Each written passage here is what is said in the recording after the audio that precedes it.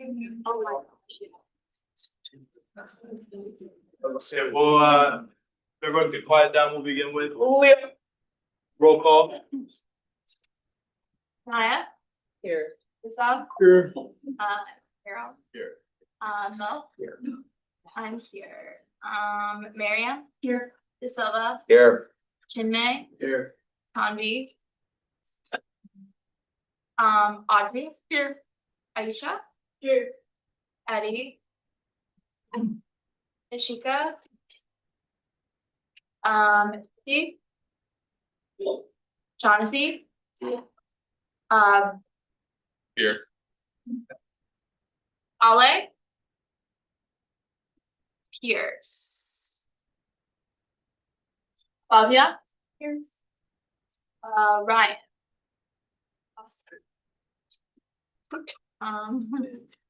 Yadu. Cameron. Andrew, Stanley. Amira. Samyam. Charmaine. Solon. DK. Sophie. Here. Right. I bet. Tanisha. Rafa. Megan. Gustav. Awesome. Nina. Kennedy. Andrew Liu. Jeffrey. Anjali. Leo Soda. Hello, salutations. Hello. Alexa. Here. On. Gracie. Anna. Madiha. AJ. Here. Nina. David. Here. Catherine. Here. Dana. Moralake. Emily. Melinda. Sahasra. Kaylin. Hanaya. Alex. Simon. Here. I am here. Jocelyn Vargas. Sophia. Pablo Turkis. Simi. Here. Ruhan. Here. Sebastian. Provence. Yes. Khalil. Here. Ritvik. Here. Arian. Here. Jocelyn Cruz. Here. Maddie. Here. Jack. Terrell. Here. Nicole. Here. Aditya. And Pablo Tang. Okay. If you arrive late, just make sure to come out to me afterwards, and then I'll account for your attendance. Are there any members of the public? Reliable. Hi.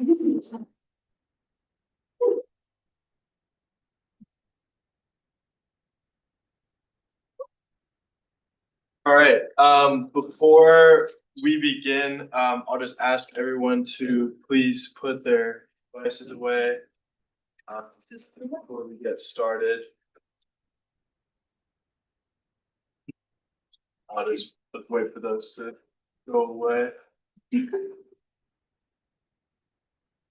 Yeah. If we could put the devices away, I'd appreciate that. Okay, fantastic. We'll begin with 10 minutes open forum, with preference given to members of the public. Any topics for? Yeah, sure. Just curious question. I'd like to know, since we're about halfway through the academic year, how the UA perceives, how the student body, how the undergraduate student body sort of views and interacts with the UA, if at all. I mean, I can start to answer that, I guess. I think we are continuing to evaluate, our interaction, and we're hopefully gonna launch text line soon to better understand what the sentiment is, the issues that are important to students. So I think we're always hoping to expand our reach. We've had some great tabling events that comms has put on. Our engagement on social media is, we have hundreds of thousands of views per month, which is far more than we've ever had. So I think we're doing a good job. We're getting our numbers up. We're trying to reach more folks and get more input, but we're always striving to do more. And I think you'll see in the coming weeks and months that we'll continue to roll out new initiatives to better get a sense of the issues that are most important to the student body. Do other people want to answer that question? Thoughts, feedback, concerns, ideas?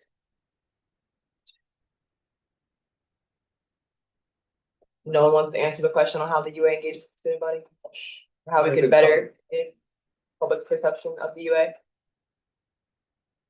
From what I've heard from a lot of people, at least like in the class of 2020, except the UA does like connecting, which I like before joining the UA as an associate member, I also thought the same.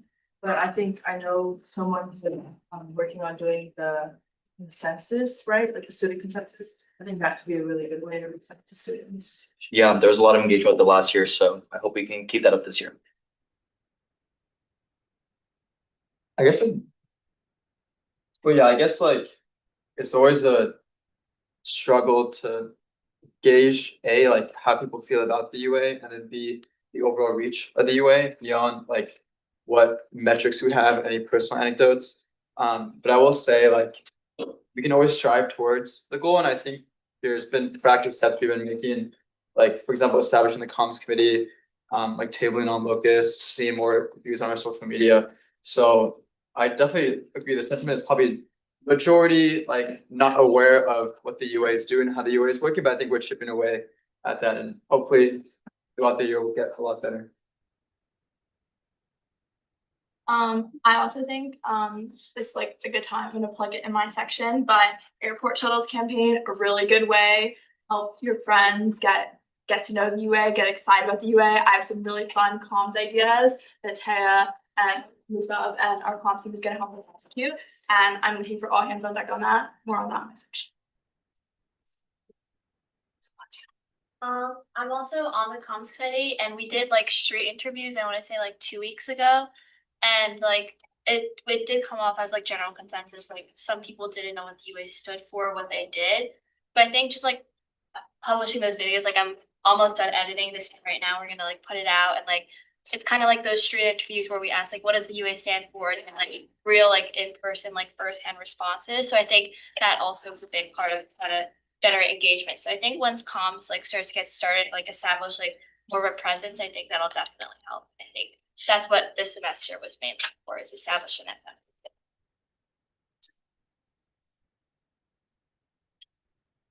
I guess I could speak a little bit from my experience, just because like I think a really big key to like the UA and its perceived benefit to like, the student body really comes from like in us having our projects be really like visual as well.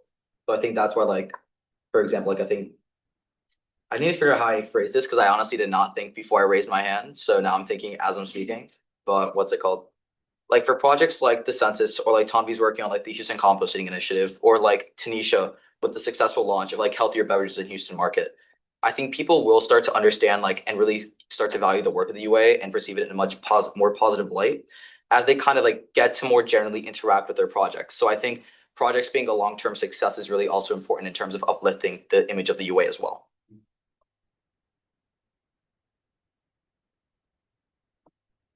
Any other topics for new business? Not there any. Move to elapsed open forum. All those elected members in favor of elapsed open forum? Any opposed? That motion clearly passes. We will elapse open forum. Fourth section.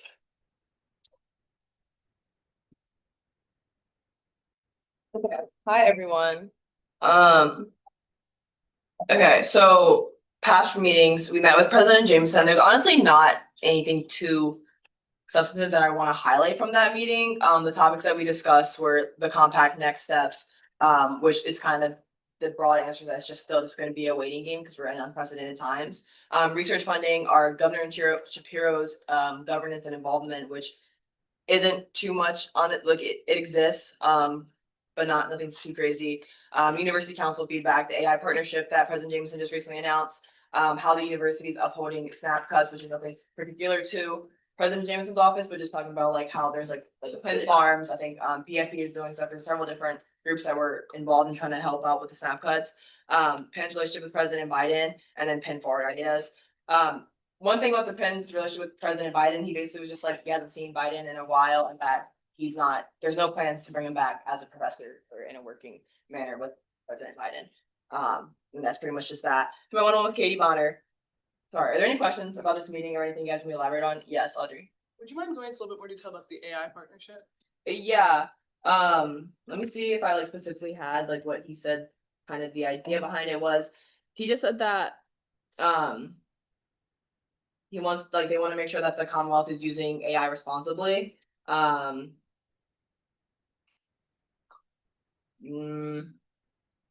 Like he's kind of just talking about how like Penn could use this to our advantage in a way to be at the forefront of AI as it grows. Like within Pennsylvania, being like a leader? Yeah, yes. Okay. That's pretty much the general idea. I'm not sure if anyone wants to add anything. Like, yeah, there wasn't. He didn't really say that much. He was like, yeah, there's a partnership and like there's different skill sets from different schools, like Penn State, I think he said like Pitt, Carnegie Mellon, us, and we have a skill set and we're helping. So it's like in partnership with other universities? No, not Like, no, not in partnership, but like I think like Shapiro's having a skill set with like Shapiro thinks Penn has a skill set in a specific part of AI. Like I think environmental ethics or something. I don't know what I think he said something like that. And so he just was saying like a lot of things, you know. I think the general idea was just that Penn could be a pioneer in this. That's pretty much it, because we have a lot of, like he literally said that we have like a lot of really smart people. Like for example, engineering school, they have that's pretty much like generally like that meeting. There was not a lot there wasn't really anything new that we learned. Okay. But Bobby, do you have a question? I was just gonna ask, is that like with the intention of implementing AI into how Pennsylvania like government runs, or No, just like no, not like Pennsylvania government. Okay. I think just talking about like what Penn can do with AI Okay. moving forward to add to the greater society. And how they have an opportunity here to be leaders in it because of the amazing, great, smart people that we have, and like how like we have like the AI major in Wharton. I think engineering has one too, things like that. Yes, Ruhan. Can you elaborate on his comments regarding Penn Forward? Yeah, so I just shared with him the ideas that we had. He was like, that's really interesting. These are good ideas. This like he put a lot of like emphasis on the fact that Penn Forward is really important to him and how like the timeline is pretty accelerated. He wants good things to come out of it. The things that like we specifically kind of like talked about for a second were the idea of like taking 2 classes at one time because Harvard did it. He kind of was just like, why would we do that? Or like, what would be the benefit there? Or how does that work? We also talked about how the minimum wage for on-campus jobs are quite low. He nodded his head. So like we have a list of things that we're piloting and working on. And then I talked about how there's this idea of maybe kind of fixing or making it more cohesive and how the undergraduate schools work with the graduate schools and like the idea of like sub-matriculation and whatnot. And he said that, I said that I was just worried about students' well-being, and what I put a lot of emphasis on, I think that Penn Forward should really be focusing on trying to increase students' well-being overall, and that should be kind of encompass that and not making student lives harder just because it's a idea of a strategic initiative. Does that make sense? Yeah. Okay. Yeah. I do want to highlight Provost Jackson was writing down some of the ideas and he was Yeah, he really was. interested, so I do foresee like Yeah. actually taking this idea. Yeah, but he's also kind of just like President Jameson doesn't have, I don't know if he's just on a committee specifically, but I know like there's like the 6 undergrad or 6 working groups, and those ideas for like undergraduate life are happening in the undergraduate working group that I sit on. So those ideas I also shared with them. And the way that kind of works is like we just brainstorm and then we start to hone in on like one idea and see what they're gonna push out. Yeah. Any other questions? Yes, Cleo. Can you go briefly about the research funding, like how would that look like? Yeah, I think in general, that Penn isn't really too concerned with a research funding cuts. He says that like, and Provost Jackson said the same thing, like, we're in a good place. Contingency wise, if we need to move things around, we would be able to do it. I will double check if there's anything too important there, but does anyone want to add anything from that meeting? Yeah, do you mind if I flesh out that response as well? Go for it. Sure, so yeah, he talked also a lot about like how they've been looking to kind of like diversify, I guess, like where they're getting their funding from outside of the federal government as well. Just because like they've been preparing for this actually for a while. I believe they said since like 2015, I want to say, like it's been quite some time. So like they've just been looking to like diversify ways to get funding, which includes like private grants, as well as just searching for like other sources of funding, like privately and publicly as well, but just relying a lot less on federal funds. Yeah, I think they were talking about how there's like PCI now ends over like 700 different industry contracts and like we just have it's pretty diversified in where we get our funding from. We don't put too much more emphasis on like getting it from like the federal government. There's just more places that it can come from. So he doesn't seem too concerned about like research funding in general. Any other questions? Yes. Was there anything insightful said about snap cuts? No. Sorry. He just he told me like he was talking about like which groups were helping with that. Like I mentioned earlier, like I think they said like Penn Farm is doing some things. Penn is trying to help people with food insecurity, people wellness. They kind of all met to see what they could do as well. Yeah. Yeah. Anything? Yes. Talk a bit more about UC feedback. Oh, yes, he agreed that UC is not a good place to have productive discourse or conversation. He put a lot of emphasis on like the fact that the room, it's like it's he actually was like, there's like studies that like if once you hit over 8 to 10 people in a meeting, this can no longer be a productive space for like conversation. And that's kind of what he was talking about. Yeah. Yeah. And that's pretty much all. I think he was interested. We talked about Mukhtar's proposals, and kind of like the ideas that were in there, and just like putting emphasis on the fact that like it's just not a productive space, but also really highlighting that the students felt really empowered to speak in the last university council specifically, and they like that. Yes. Did he talk anything about last meeting specifically? Like was there any like feedback he had specifically from last meeting? No. Okay. Cool. I think he like wants to explore the ideas of like what happens like the smaller subcommittees or like the smaller sessions that then come forward to university council, but no. Yeah, but he did talk about like he liked that students were they listen. President Jameson, Provost Jackson, they do listen, they do hear it. We just talked about how it's not really productive the way it currently operates, and they kind of disagreed. Anything else for President Jameson? Cool, yeah. Before we continue, if we could put the device away, appreciate that. Okay. I'll just wait. Okay. Device. Are we ready? Okay, the next meeting was great. So we finally met with Opsal.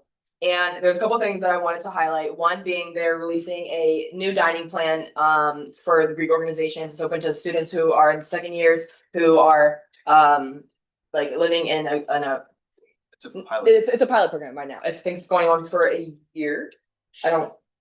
It's already next semester, and I think they're just gonna go for, or is it just this semester?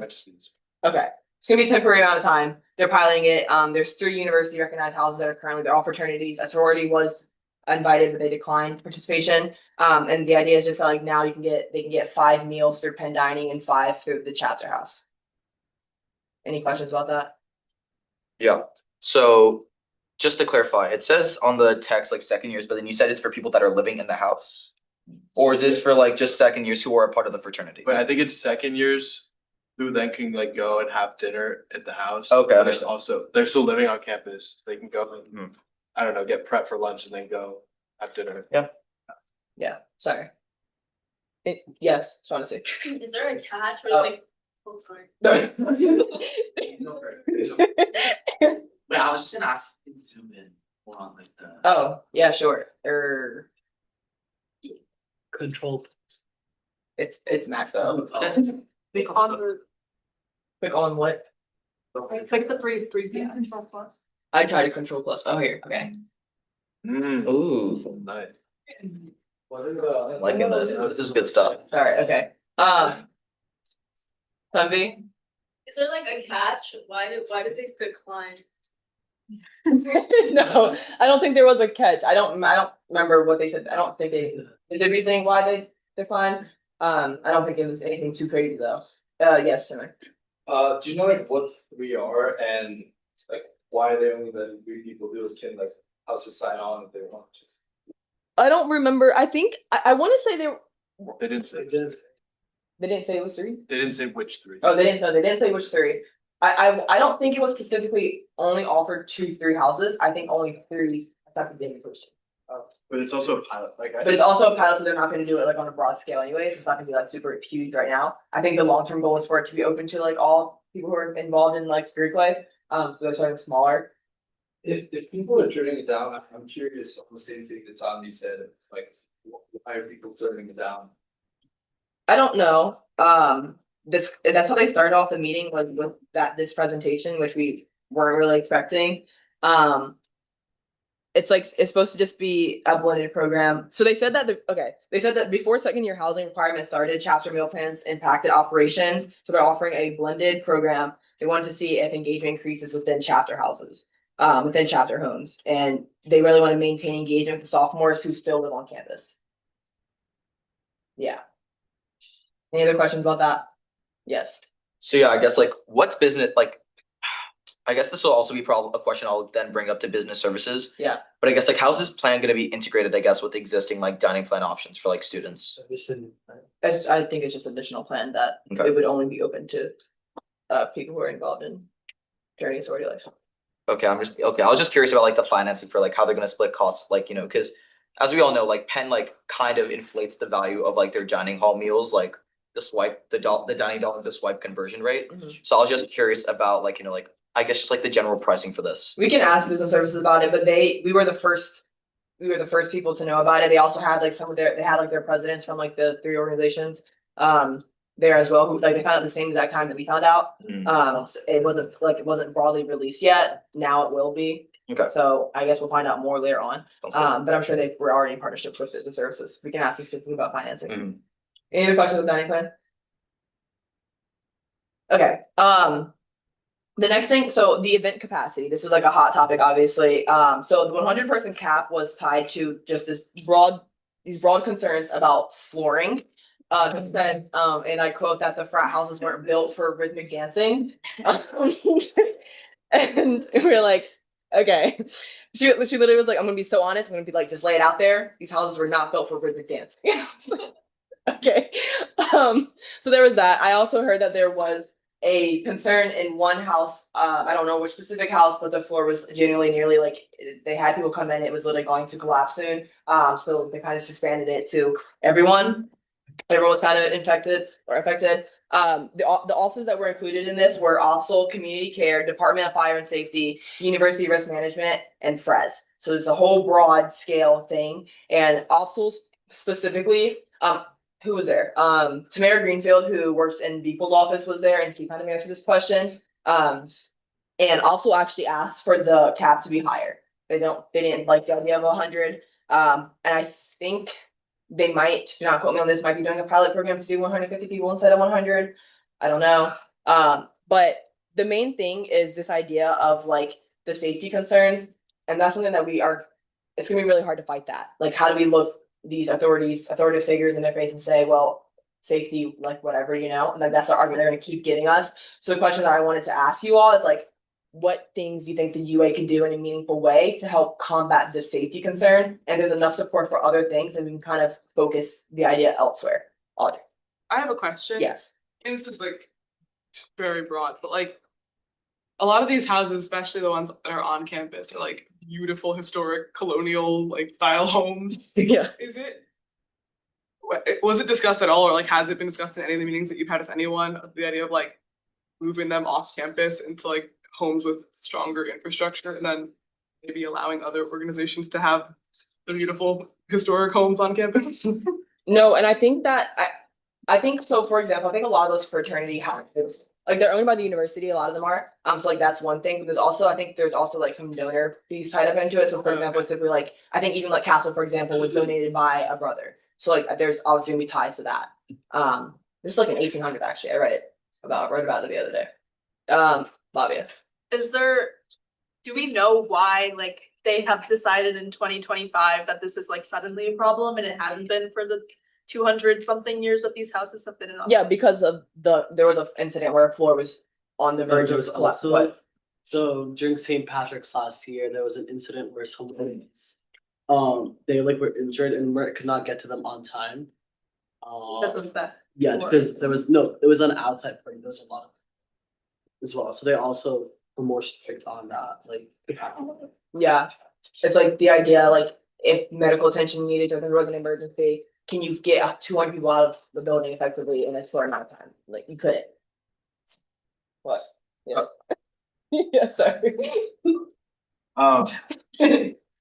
So what I will say that there was a little bit of some discrepancies between the 100-person and having smaller caps. Pierce brought up the fact that for them, they were told that they could only have, I think it was like 60 people in their outdoor area. But it was 0 people at the outdoor area. 0 people now. So I was told. So I think there is a 100-person limit. It's unclear that how that's applied. They said in that case, that was probably due to ingress and egress, but unclear. 0 is a very small number for folks coming in and out. So I do think there are some discrepancies. I don't think there is also a way to appeal any of these decisions. So I do think there is, like, we learned a lot, but there is some room to dig further and to learn more, and maybe push in a certain direction. Kennedy. Yeah, can't they just do it on a house basis? Like, I feel like the ones on campus, it's also in Elmos, like, or like maybe the ones in like West. Like, I guess Rose Week, or like the ones that are off campus, or just like built up better. Like, probably don't have the same issues, why do this have to know, whoever decided that it's not built to not be inclusive? You go into all the houses and including us. I think that they could. I think there'd probably be some like there's still like equity concerns there. If not every house can throw a party, I'm sure that's gonna cause some tension within the organizations. Which is like whatever, like that is I think a pretty plausible solution, so we can ask that question at least. The issue with that was if they did do that, Career was like it'd be significantly less than 100 for most groups. If the city were to come in. Yeah. I mean, like who said like the dancing? Because it's out of the floors, like could that be the one that figures it? I think Fred's played a role in going in and like kind of auditing the floors. I think the floors were checked. They get checked over the summer, I think. So that is that. I think they started surveying it in the summertime is when they started like realizing that the floors were not well off for rhythmic dancing. Talking about the floors that not built for rhythmic dancing, are they like considering to renovate them, especially the ones that campus owned by Penn? Like, is there discussion for innovation or something? Because, like, if now it's 100, in 10 years gonna be 50, in 10 years gonna be 0. So, are they thinking of like renovating them, finding like more permanent solution, or just shutting the parties out? And second question is, what are like the kind of the consequences of the friends who are throwing like bigger parties? Like, what would they do to them? Like, yeah, other than shutting the parties down. Okay.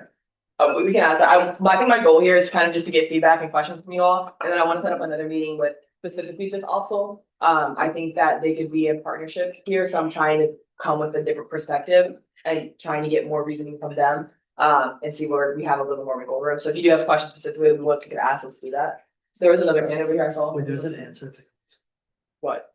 I think they did say that renovating, and they do plan on renovating the floors For all the. yeah, over the next like few summers, because occupy usually. Would this be through Fres? I'm not sure. I'm not sure who does. Yeah, they said you're right, sorry. They are working to fix all the floors, I guess, and all the houses. I don't know if that means like this cap would be temporary or if they're still gonna keep it that way. Probably would still just keep it, or that's the argument they're gonna use. David? Yeah, I know some houses are owned by their own like corporations rather than the university, so maybe this is like a very far-fetched solution, I understand, but maybe what if the university sold all their houses to like frat alumni housing associations? I don't think they want. Yeah, I think, I'm sure there's more logistics there that we wouldn't don't know about, but yes, Jack. So I just wanna check again, so 0 people outside in the outside Elmo's area? That's not. You mind if I jump in? Wait, no, Pierce said 60. Pierce said 60 on the, in the meeting, which also is less than 100. So I guess it's not necessarily uniform. Is what my broader point was that it's not always 100, so I would like to learn more about. There's like variability, so like how are they determining? It should be this or that and. Right. Yeah, that's a bit clear. That's a big question. Listen. But if the flooring problem is mutable, then just, I think we could solve this by fixing student behavior, so I'm sure people will be willing to like put in one more after like. Also training into like the tab modules to increase like a 25% cap, so it's like. The infrastructure is like the problem that we can't fix, but like how people respond when Merc arrives, or how people like move about like safety during parties, so we can probably fix that. Can And then that'd be like a trade-off. offer some different type of dancing. Yeah, like that has like, if it's like a 30-minute video on like how to dance in a frat party. And then like maybe like 50 more people for the cap, like I'm just fine for the whole thing. Bobby. Okay, I don't know if this is like valid to say to whoever is making this argument, but it's like, is it not just the case that like the more you regulate these parties, the more parties that are not registered will occur? They're gonna have people cramming like hundreds and hundreds of people in the basements and trying to hide these parties, which makes it equally difficult for work to get to those people. Like Yes, but I think so. Like I think now almost all of these parties are supposed to have the security guards with the clickers. I'm saying like you'll, if you have this argument, if you have this cap, you're gonna have more unregistered parties where people are packing people into basements and making sure no one's outside and telling people to take a lap. So no one is visible. So these parties are not registered and they're not being found. But then if MERT were to need to get to that situation, it would be just as bad, if not worse, because this party's not registered. So the way to combat that is to legally allow more people into parties and they can be registered and they can, like, students would attend them without having to like do these crazy things to get into parties. I don't know if they buy that, but. No, it's a fair argument. We brought up the idea of like the safety that there were like people were talking about how people were like sneaking into the windows and like it was becoming a lot more unreasonable. So we brought that up. But they kind of like to even like start, they kind of shut it down. And from people's side, not also side, shutting down. And I was like, I'm sure you don't want to hear us like, like beating a dead horse or whatever, but like I think it's important to take in more like student feedback. My understanding is that obviously a lot of the Greek organizations are very upset about this and they've been in a back and forth with also. I think it's been kind of harsh environment in general. So there definitely is their concerns are being voiced. I don't know if it's in an effective way. So I wanted to just talk a little bit about like the outdoor seating stuff or the outside like occupancy stuff, just because that's another problem. I think also kind of just set that limit, Jack, kind of like really arbitrarily just to like 0, because like I think it's been applied across frat houses. Like for example, TEP technically has like a 0 outdoor like occupancy like number. So yeah, I honestly think some of these numbers are set rather arbitrarily. And in my experience with also, a lot of the stuff they do is arbitrary, just in the fact like, for example, there's like whole rooms in our house that we cannot access just because also said so. And like they'll put a lock there and they'll take the key and just leave. It's like half our basement. Why? Great question. shifting the conversation back to kind of what steps you guys think that the UA could specifically take, or any other additional ideas, Kennedy? Do you like push to get just like more exits to like what schools have like windows that like open all the way to the door and like things like that? Also, I think like if you have evidence to bring up about what happens if things like just stay in place, like doesn't I think Duke had something similar, and then like all of their houses have moved off campus, and now they feel like every single party is like maybe like a 20-minute drive, which is causing like a lot more issues than you have currently. Yeah, I'll look into that and see if we can provide that as well too. Idea. There's a hand over here. Yes, Bobby. Yeah, I was gonna say the same thing. I was like, if you're just like, there's just gonna be more like a lot of these organizations have on-campus houses and off-campus houses. They're just gonna throw more parties in off-campus houses that are less regulated. And also, this is kind of a side note, but like the event monitors have been like, I was wondering, I guess this is a question, where does their authority extend to? Because they've been shutting down house parties with like 30 people. So I'm like, what is this like 100-person cap, like, where does that authority extend to?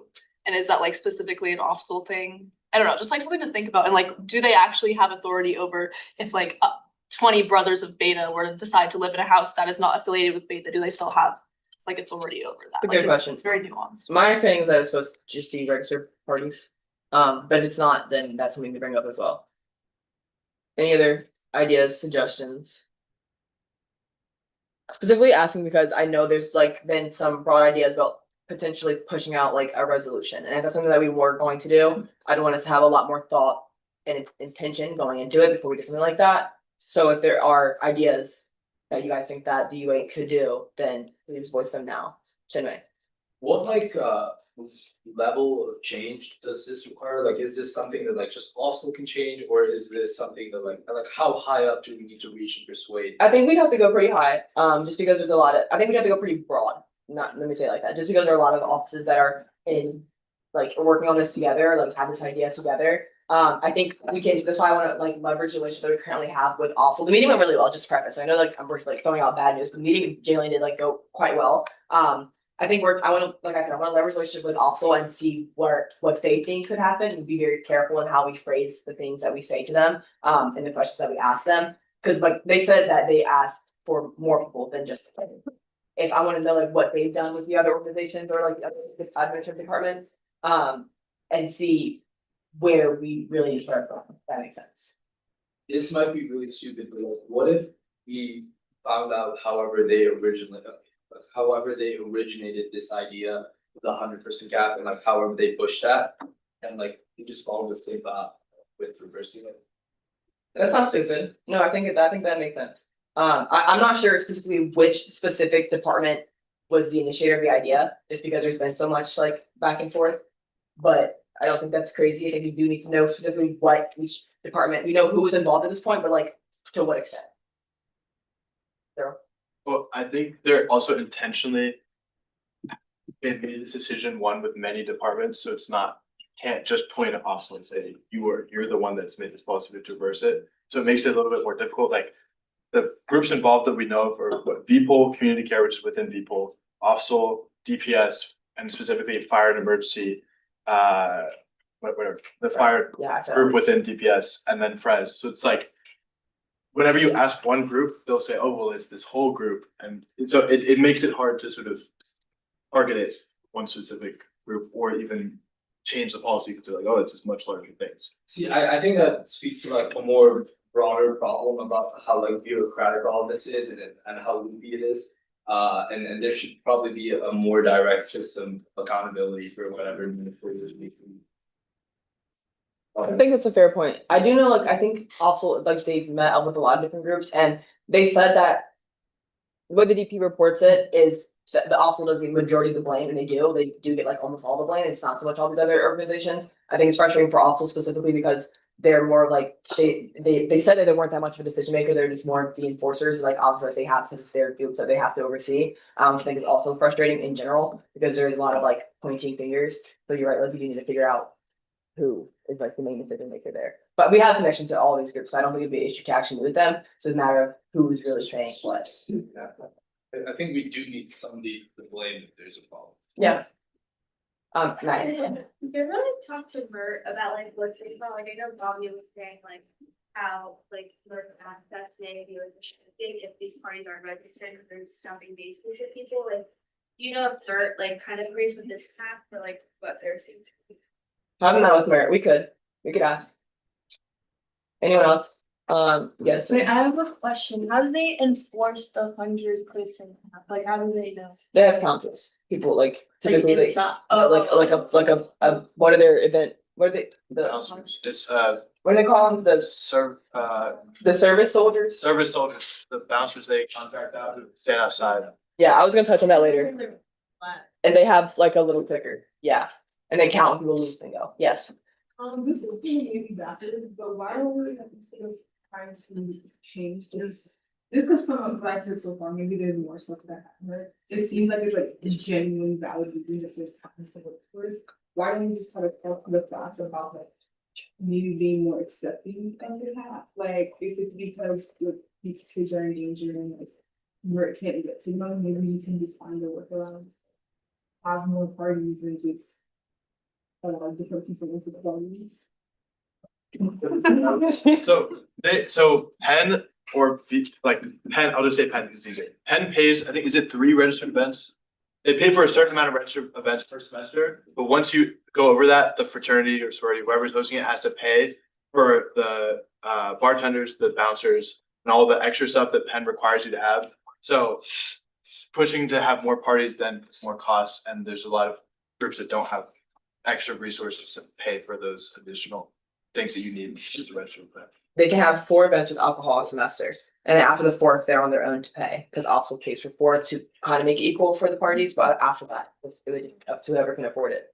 Yeah, I also just personally think it's really bad, like perceptively to the public. Guys, let's help also enforce 100% cap when there's a lot of public sentiment like against it. Audrey. Like kind of an extreme example, but like I know at Swarthmore when they got rid of their frats, like they completely like got rid of the frats in 2019. They created like designated party spaces on the campus separately from frats. Like, that's like a really big move, but like I don't know if that's like something Like Swarthmore did, like yeah, like the the school is, admin created party places. Yeah, like they don't go like there's no like adults there when you actually have a party there, but like it's like places that like you can register an event there and there can be alcohol and there's like where you go for a party basically. Okay. David. This might just be libertarian of me, but. Okay. I'm just going back to the question I posed earlier, but a solution we could try to explore is the university to sell the frat houses to say like campus apartments. Or, other outside private organization to deal with the maintenance of the fraternities. And like the fraternity houses instead of the university. Again, I think there's like more like legal constraints there as well, because I think most of these houses have donor money turned into them. Or that donor money tied into them. So I think there's a lot more logistics there, and I don't think it's a different board like getting rid of the buildings and then like because it still exists on the campus. So I'm saying. It's just like a general question, like, are they able to manage parties of like frats or anything that I just? Cause I feel like I've seen this happen with like frats that are like not on campus, so not registered, so but they still are under the 100% cap. I don't know that answer to that question. They're not. No, we can ask. Yes. I guess I wanted to ask Audrey, like, how'd you find I have like, my thing is twofold. So one is, what's it called? How was the experience, I guess, for you, like, in those kind of like designated party zones, like as a student at Swarthmore? And then to address your point, David, about campus apartments, the TEP house is owned by campus apartments, but they essentially operate as an extension of the university and OFSL because like it's campus apartment that lets like OFSL into the TEP house in the first place and cut access to half our basement. So like, I feel like to sell to campus apartment doesn't really solve the issue.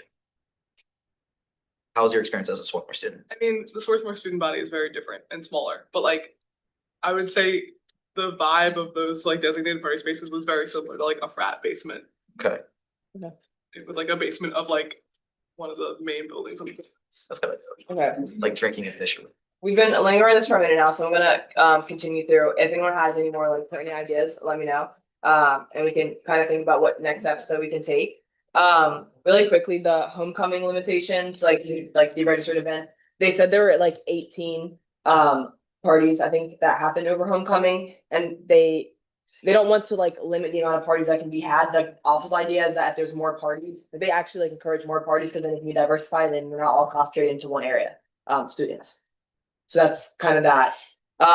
Narcan training, we talked about that. I know Pierce, I think someone else might be working on a project last year where they wanted more training to be incorporated into like the fraternity and sorority like orientations, and they were like, oh my gosh, that's such a great idea. And we were like, yeah, we've been talking about it for over a year. So I think that project is finally gonna make a couple of next steps because originally it had been kind of shut down. So that's exciting. And then recycling, someone asked about like the opportunity to recycle. They have like they do a lot of sustainability issues with the houses already. I think they said like there's like they do they talk about like their cleaning day, like I think after homecoming, a bunch of organizations have cleaned. If we wanted to explore like some type of recycling opportunity, then we could, they weren't opposed to that, so, but there would just be a lot of things that we need to figure out. Okay, any questions? Okay, so, oh, we also met with OGCA and there's nothing super crazy from that meeting specifically, but at the end of the meeting, Glenn Bryan, who is, who is that? What is he? He's the VP for like local engagement, so he's basically like, he's the face that like Penn sends to interact with the local Philadelphia community. Yeah, okay, yes, so we were talking about, kind of, all the incidents that have been happening on like 40th Street with all of the juveniles who have been kind of congregating there, and I think that just speaks to like a broader issue that like, for example, like Philadelphia schools, like students are not allowed in there after 6 p.m. So like they kind of like just don't have a lot of places to go. There's obviously not a lot of oversight on these students in general.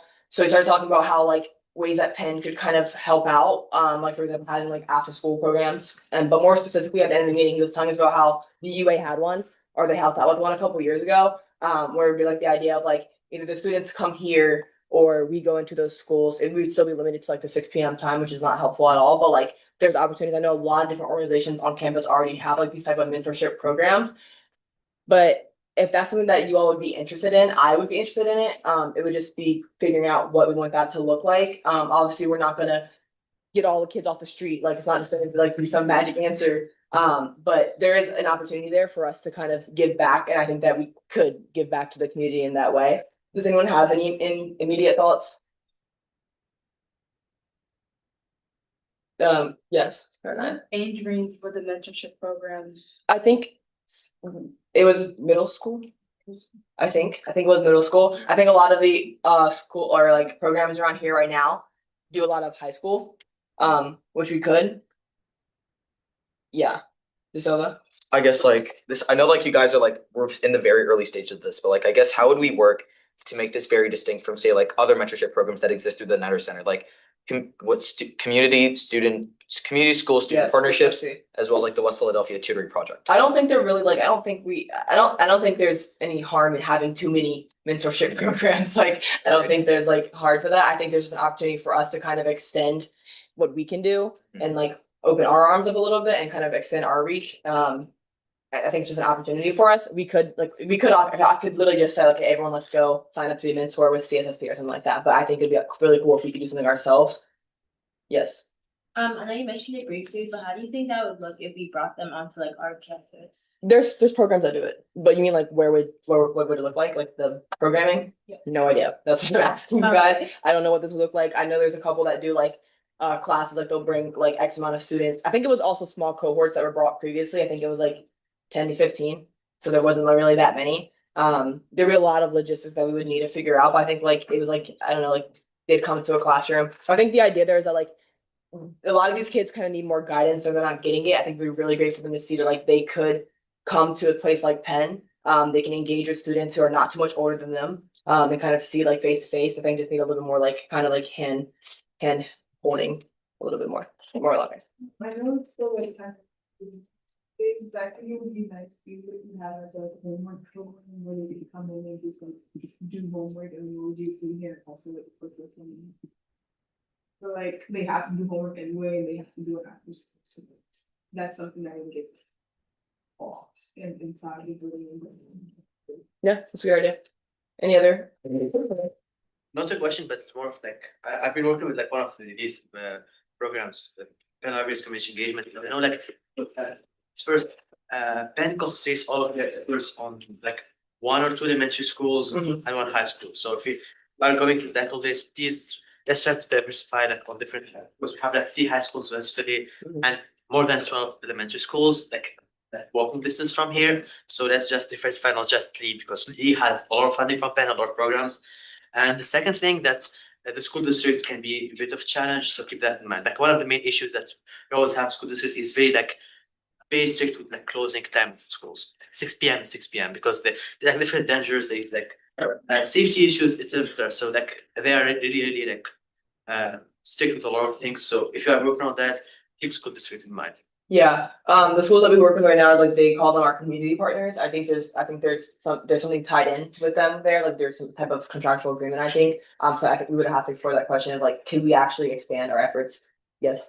just to explain all that, so Penn gets the authorization from like school districts themselves directly, and then from the schools. So for example, NIWI, we fund a lot of their programs. We go there a lot, have like different programs there, like tutoring, libraries, etc. Penn takes care of a lot of things, different elementary schools. So school district is the most like influential part. Yeah. Like if you get their approval, you can get anywhere in the schools. Thank you. Yes, Simon. Thing also expanding on that, like, we also, at least CSSP, they have a Penn staff member also serve as a staff member on the partner school.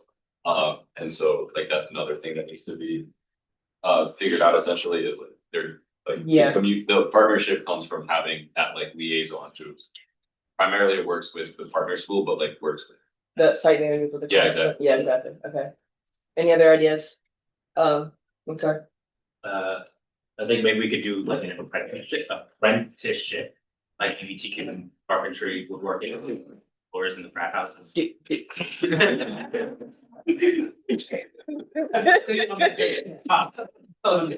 That was good. That was good. That was thank you. Sorry.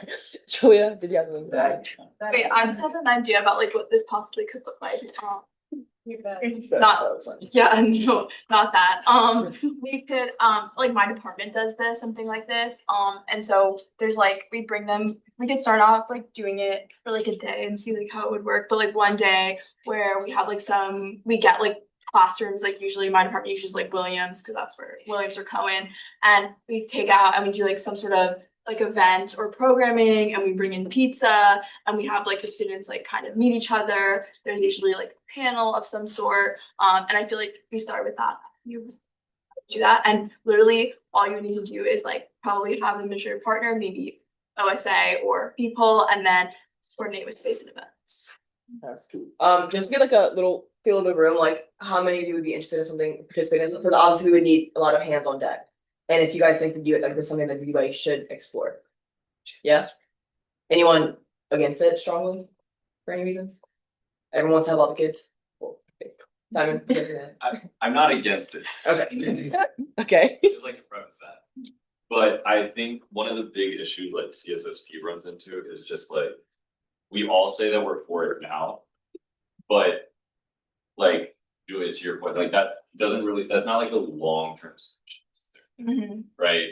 And I feel like part of the issue we're trying to solve is the fact that these kids don't necessarily have anywhere to go every day after school, right? And so I think like the big thing that we're gonna need to figure out is how do we do this consistently? And how do we as Penn students, we're all very, very busy, are able to like lead this and not like, oh, wait, sorry, not today.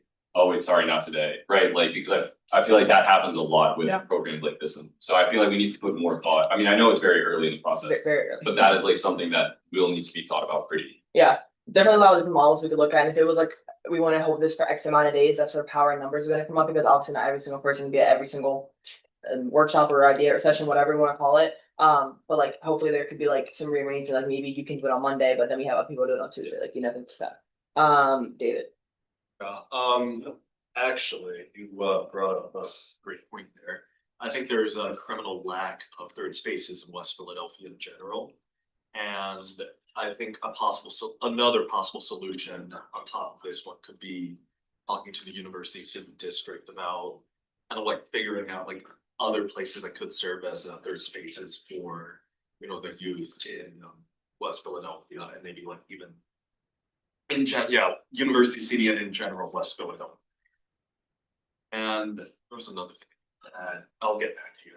Alexa. Yeah, I like that idea, just because like one worry is like, oh, how do you also like incentivize them to come, if that makes sense, and like stay and like consistently do that, because that's kind of to Simon's point, like that won't necessarily solve the problem, I think, or like kind of just like the issue that we're running into. But I like David's idea of like trying to find some place like in West Philly. It's because I think we'll also have to make sure like we have the bandwidth of people. Sorry. Okay, actual solution. I really like that idea about third spaces. Has Penn considered maybe supporting programming or funding to let's say, community centers in West Philadelphia to have those types of programming. Like one example of a community center that's near Penn is Lucian Blackwell. And maybe there could be that long-term solution in that type of initiative. Yeah, this over. I guess yeah, if you wanted like a program to explore, I think a really interesting one that I always like look at is like PDS's like kind of like prison debate system where like they kind of go and volunteer at these prisons and like go to them more or less and to provide this like volunteer service. So I think that could be a good one to look to as well. And I think maybe like, and this is me like throwing something out of a hat here, but maybe if like, you know, if we have our volunteer like work be also somewhat like civics based, like kind of like civics education or something related to that, I think it'd be nice and on the nose for the UA. Yeah, I think that's a good point. I think the issue that we're still would run into, like, I would love to go to them, like that's great, but like we still run into the issue where like it has to be done at 6 p.m. It's I think a lot of the issues like they don't have anyone to go after school, so we're like us trying to tackle that problem. And if we couldn't, then yeah, sure, we would definitely volunteer to try to go into these schools more. But I would like to think of what we can do to give them a place to go after school. Cool. Just like as I've seen like a lot of pays of hands, please volunteer for like all of the existence like community programs like CSPA, PLCE, all the center programs, because they always have low turnout of students and we can help with that as Penn students and also as UA members. So please volunteer for those. You can also get paid if you have work study for lots of these programs. So yeah. Yes. Okay. Great discussion. Thank you all for contributing. I'm going to table this for now. We can come back. These are the meetings that I have this week. No meetings the next upcoming week, and we've already gotten topics for all these meetings. I also like just want to know, I know this was like my section was very long today, but I think it was very discussion oriented, and I think that's what from somewhat like feedback we received so far is that there's not like a lot of place for ideation within GBM. So hopefully this was helpful to you all. And if you have any ideas or feedback to about like, how this went today, like please let me know. Or also fill out the feedback form, which is in Aiden's section. Yeah. Okay, that's all for me.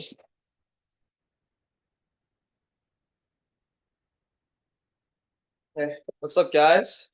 So at UC Stereo Confidential upcoming meetings, UA Stereo. Reminder that this is like required for EMs to come to 2 out of 4 of them. I highly suggest coming on Tuesday. I think it'll be quite interesting. We're gonna be voting on the application of like 2 organizations. The first is Platypus at Penn. They're like a political organization that discusses like ideas. And the second is PIPAC, Penn Israeli Political Action Committee. These 2 groups I think will be important for you all to come and like weigh your own opinions and interests and have some insight into how UA student works. And then we have our meeting with Tim Rahman, and then we have a UC Prep meeting. I also suggest coming to the University Council meeting on the 3rd of December. This is an open forum meeting. You can hear like concerns from across the like university and also hear some responses. And we'll also have the like voting on the committee name change. Any questions on any of those meetings? Okay. So here's a discussion paper regarding the club sports. Oh. Yes. Thank you. Musab, I was wondering if you could please give a brief overview of PIPAC and Platypus for the room. I will not for the sake of like misrepresenting what they themselves wrote. There is an agenda I sent out like last week, and I'll resend it out again tomorrow with their own descriptions of the organizations. I don't want to like put words in their mouth. Okay, thank you. Yeah. Okay. Club sports resolution. So like, me and a few other people in the UA want to write a resolution regarding the current status of club sports. Aiden, am I time limited for discussion paper, or is it more like I'll give you. okay. So I'm gonna go through like section by section to kind of walk you through like what this essentially is, but I'll try and be as brief as possible. So what is a resolution? Think of it like a silver bullet for representation. It's the highest form of UA action you can take and hopefully see a large degree of change. In my opinion, there are 2 main purposes. First is to motivate like the relevant offices to actually go out and create that change. In this case, it'll be like athletics doing XYZ. The second is to voice concern and show student sentiment on a topic. In like the worst case scenario, if the resolution does not create actual change, I think it's still important to a degree to allow for like the student body to see that the UA is out there advocating to some large like change on campus.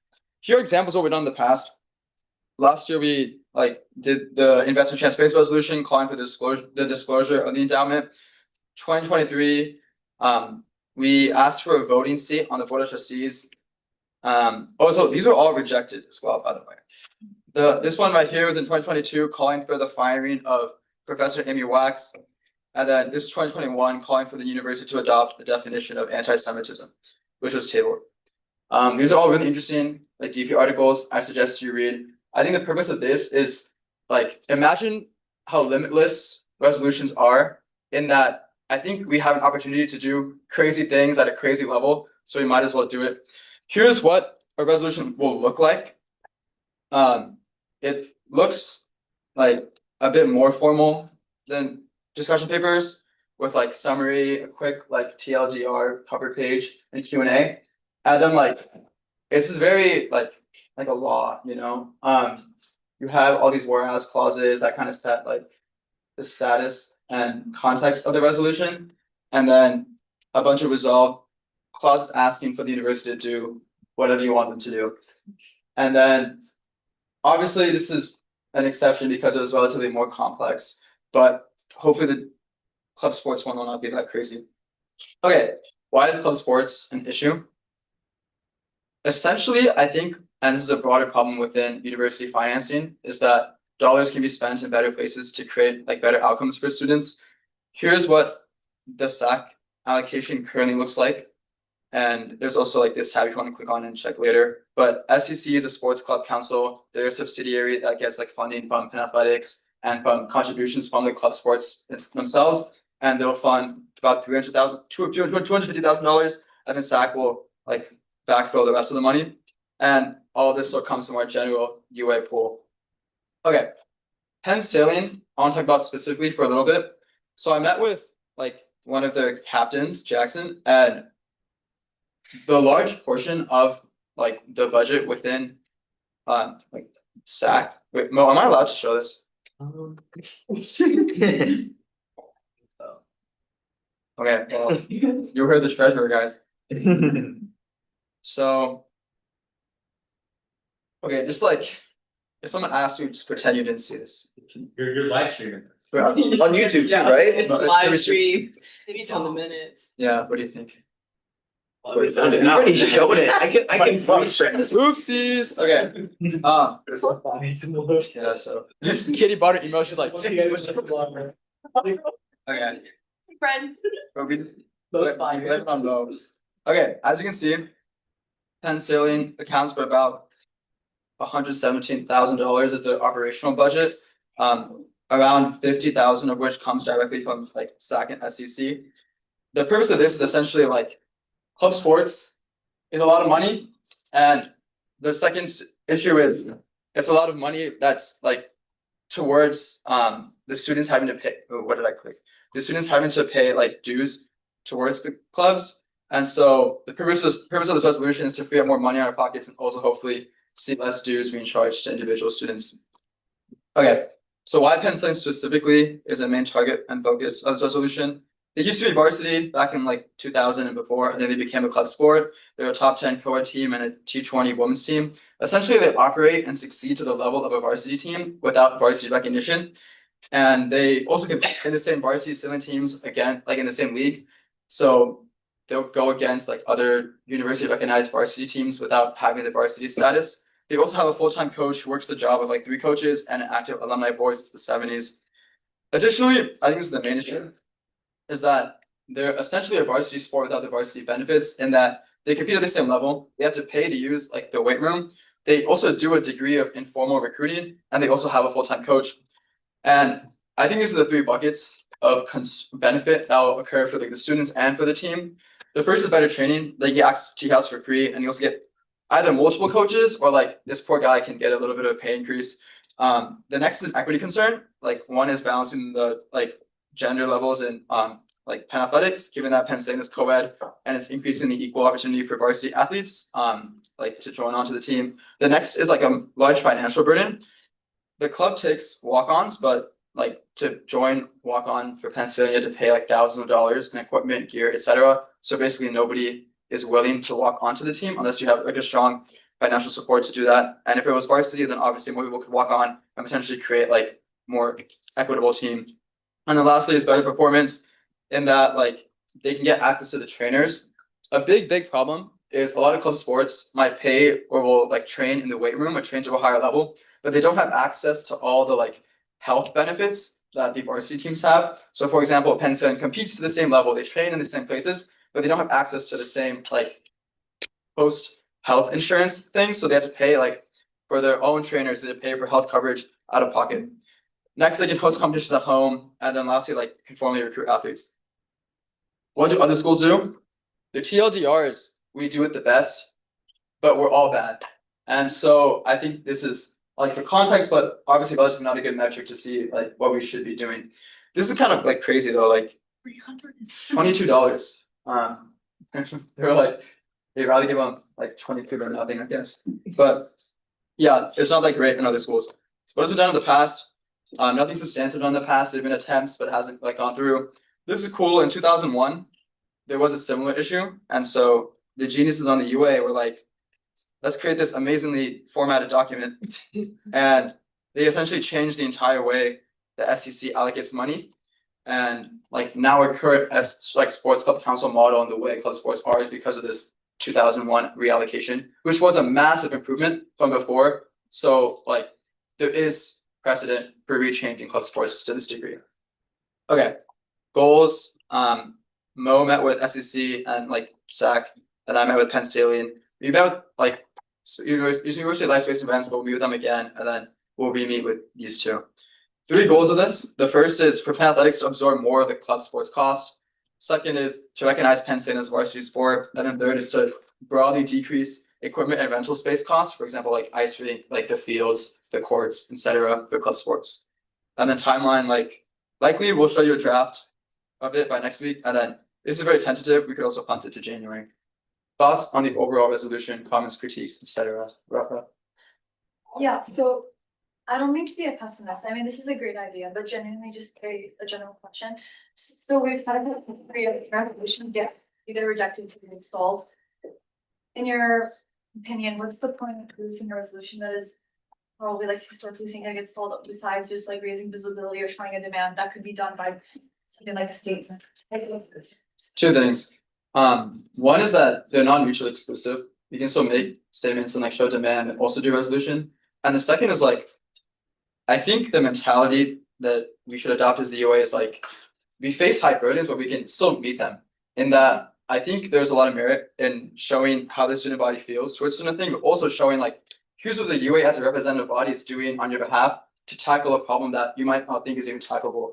And the 4th thing is like, I think a large portion is like genuinely we can shift some amounts of the needle to create change and potentially get there. So I'd rather like try and fail than not try at all.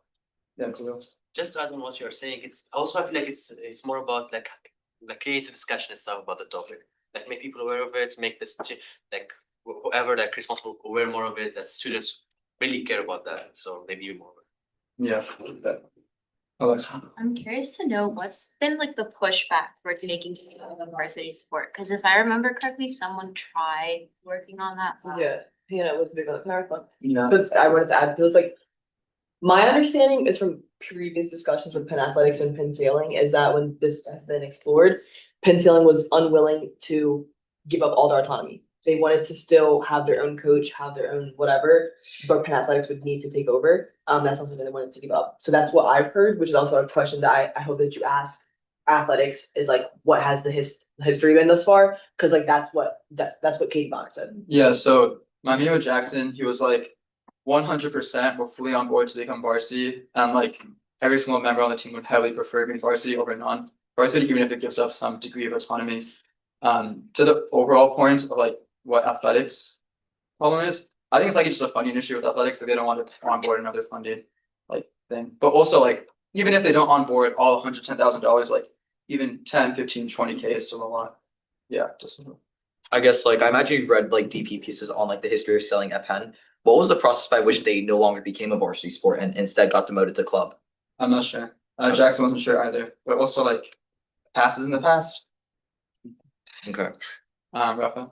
Yeah, my question's been more the details of funding. So when we're adding funding, is it adding to the total or is it as you're something where you're gonna have to redistribute it? Because if it is, I think we all know that there's been a history of like difficulties when it comes to redistributing, right? So how do you think of overcoming that besides just telling administration, but also the people who are gonna get affected?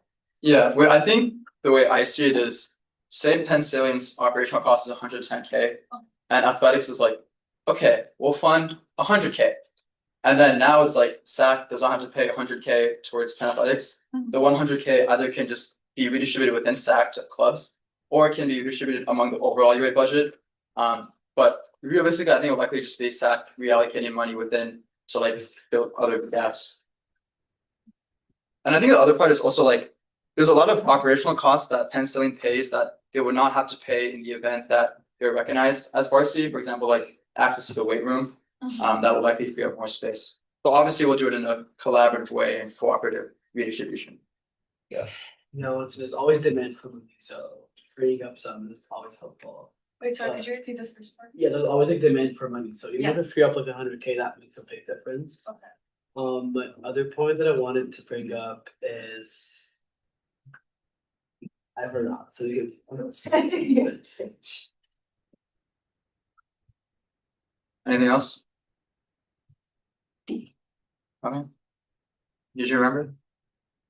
Okay, I guess the second question I want to ask is, do you think it's preferable to try and pass it prior to winter break or punt it to right after January? Because last year with the resolution, we thought it'd be better to wait until after January, just because like the student bodies would be motivated to pay attention on campus and they're not like distracted by finals, etc. Yeah, no. I think this is just contingent on like a lot of things, like what you're meeting with like athletics and whoever else that you want to be with.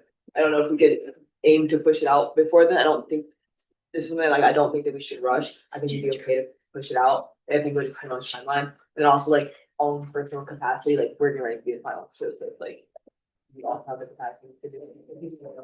Fine. I don't think it'll be hard to wait for after.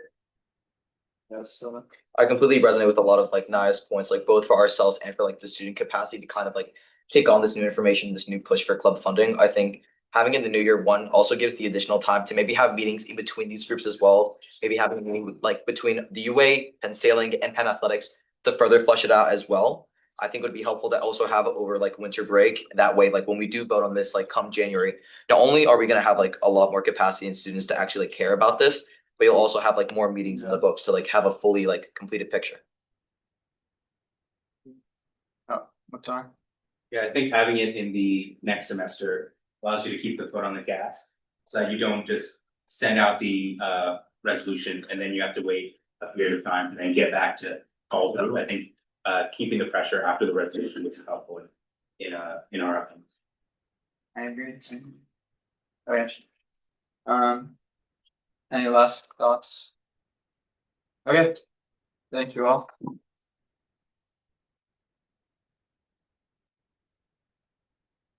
Okay, so not too much. Yeah. Not too much from me, myself, but we do have a membership removal that is being contested. So I'll just again review how that process works and review the bylaws. So there's a letter here from Nicole that I'll be reading aloud. Then we will have, again, it doesn't specify the timing, but we'll have a question and answer period. And then we'll have a vote by secret ballot. And if 2/3 of those who are present vote to support or to reverse the removal, then Nicole will be reinstated. We can enter an executive session either now or before we have deliberations. We don't